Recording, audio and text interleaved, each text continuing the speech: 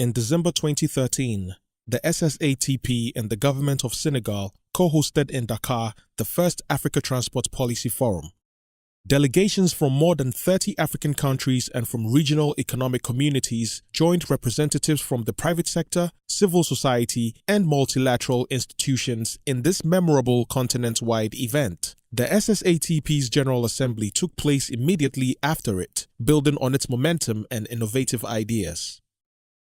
The forum unfolded across three thematic pillars: sustainability, road safety, and urban mobility. Governance and data management cut across all three topics and were integrated into the broader discussions. Donc le forum a commencé par une discussion sur les objectifs de développement durable qui sont en train d'être négociés par la communauté internationale et qui s'appliqueront à l'horizon après 2015 lorsque les objectifs de développement du millénaire, la période d'application des objectifs de développement du millénaire sera terminée. La discussion a porté sur l'importance d'intégrer le transport durable dans ces objectifs de développement durable. One of the key issues that we have in Africa, and the main challenge is actually sustainable transport. Transport, we know that Africa is actually urbanizing the fastest of any region in the world, and transport is becoming a key challenge in many of our cities. As African economies continue to grow and expand, the transport sector becomes even more critical for promoting a people-centered socio-economic development agenda. We find it absolutely critical, and so do our African client country, that transport be explicitly referred to either, if possible, as a goal in itself, if not, identified as a significant contributor to achieving any other goals, be it health, education, trade competitiveness, social inclusion and the like, because it's just the truth. You cannot achieve any of those goals without an effective transport sector. Les défis au niveau du Bénin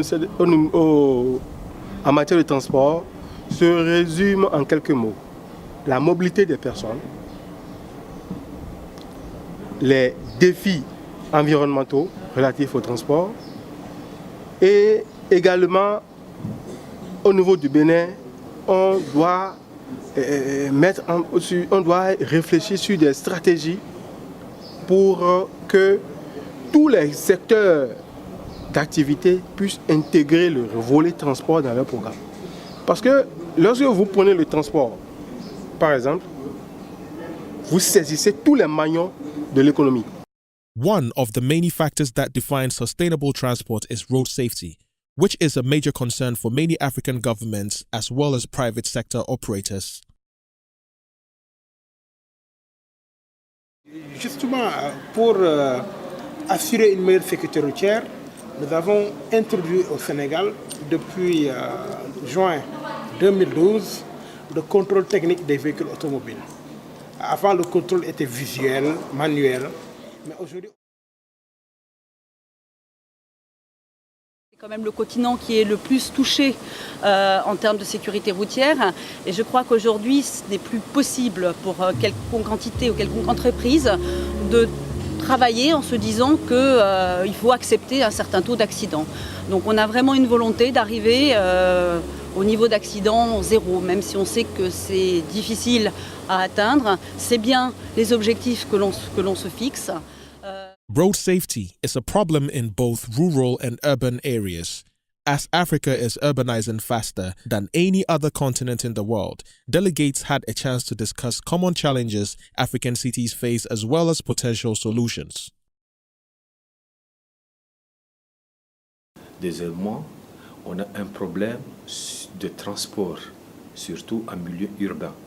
Bon, on a un problème déjà des embouteillages et de la sécurité routière. Je crois que c'est une grande opportunité de partager l'expérience avec des autres pays africains qui ont fait leurs exposés aujourd'hui.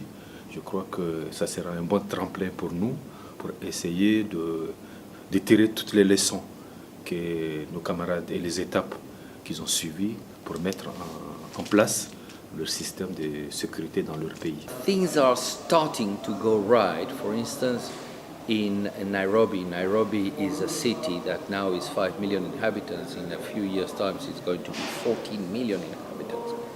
Nairobi now has 300,000 cars. In a few years' time, it's going to have 3 million cars. Nairobi has realized that it cannot go like that. They have to develop the commuter train and to create centralities around the stations to be able to decongestion the center. The next phase is, instead of having the BRTs, the buses, all going to the center, the BRTs and buses have to feed those stations to create an intermodality, a combination, a system. Transport is a system. Another prominent topic at the forum was the importance of regional integration for the continued economic growth and future of Africa. We dealt with something that is very important for the regions, which is regional integration in Africa. I believe SSATP is extremely important in strengthening the policies. And what we dealt with clearly that came out for me, and I think it will be relevant to Sierra Leone greatly, is how do we move the policies from the paper to make them action and points on the streets. Many African countries do have policies, but there is a disconnect between these policies and the actions and the way they affect people. Finally, the transport event in Dakar was also an opportunity to present the Sustainable Transport Forum for Africa, scheduled to take place before the end of 2014. Nous avons aussi discuté de la création du Forum pour un transport durable, qui est une initiative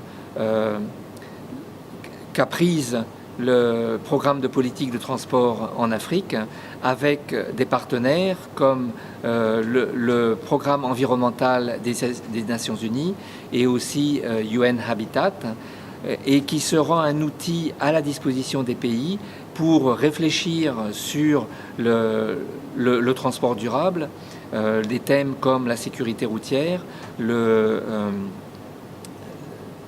la mobilité urbaine. The good thing is that it will look at transport in a holistic manner. Currently, yes, we know the challenges facing Africa, but it's too much, and I think it's not integrated. So we need to integrate all public transport systems, non-motorized transport systems, cleaner fuels, cleaner vehicles, looking at air quality, because the ultimate objective is to improve air quality in urban areas. So there is like continuous monitoring. So we need to look at transport in a holistic manner, and that's what the EST program will do.